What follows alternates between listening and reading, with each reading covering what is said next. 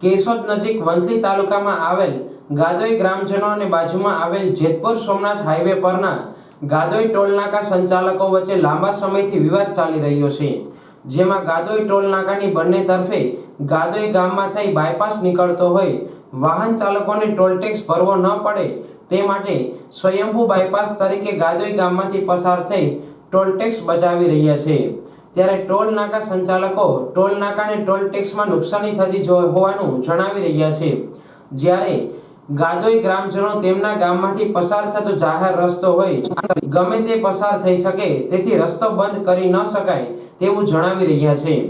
આથી આ વિવાદિત મુદ્દાને લઈ લાંબા સમયથી કોઈ સુખદ સમાધાન નીકળતું ન હોય બંને વચ્ચે વારંવાર માથાકૂટ થઈ રહી છે।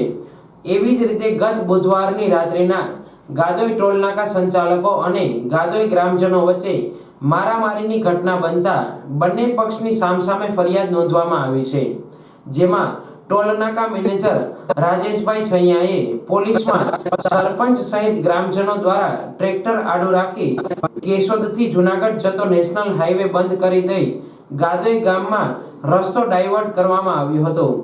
આથી રસ્તો ખુલ્લો કરાવવા જતા સામસામે બોલાચાલી થઈ હતી અને કુહાડી અને લોખંડના પાઇપ વડે હુમલો કરી ગાડો બળી મારી નાખવાની ધમકી આપતા ગાદોઈ ગામના રાયમલ જલુ, જગદીશભાઈ ચુડાસમા, દિનેશ જલુ, દીપુ જલુ એક અજાણ્યા માણસ વિરુદ્ધ પોલીસે ફરિયાદ નોંધી તપાસ હાથ ધરી હતી। મારું નામ રાજેશ અર્જુનભાઈ છૈયા, હું ટોલનાકામાં મેનેજર તરીકે ફરજ બજાવું છું।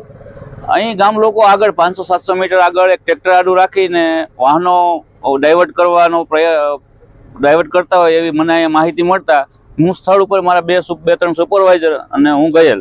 ત્યારે ટ્રેક્ટર હતું, મેં વંથલી પોલીસે જાણ કરેલ કે ભાઈ અહીં લોકો એવું કરેલ છે, વાહન ડાયવર્ટ કરવાનો પ્રયત્ન કરે છે, તો એ લોકોએ મારી ઉપર પાઇપો લાકડીઓ વડે અને કુહાડી લઈને હુમલો કરેલો।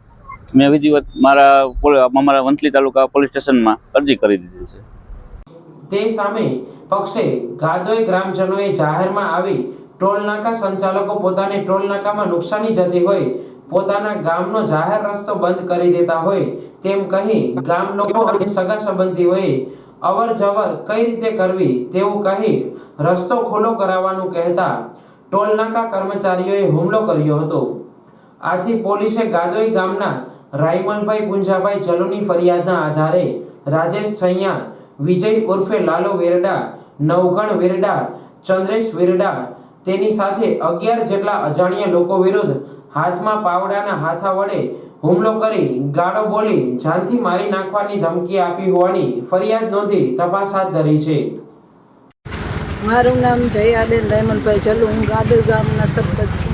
આ અમારો જાહેર માર્ગ છે, અમારા સગાવાલા આવતા હોય, અમારે ગામમાં 15-20 તો ગાડી છે એ નીકળતી હોય તો મારા પતિ ઉપર આ ટોલનાકાવાળા આવારા તત્વો આવીને હુમલો કરી ગયા અને મારીને એને પોલીસ ખાતું લઈ ગયું છે।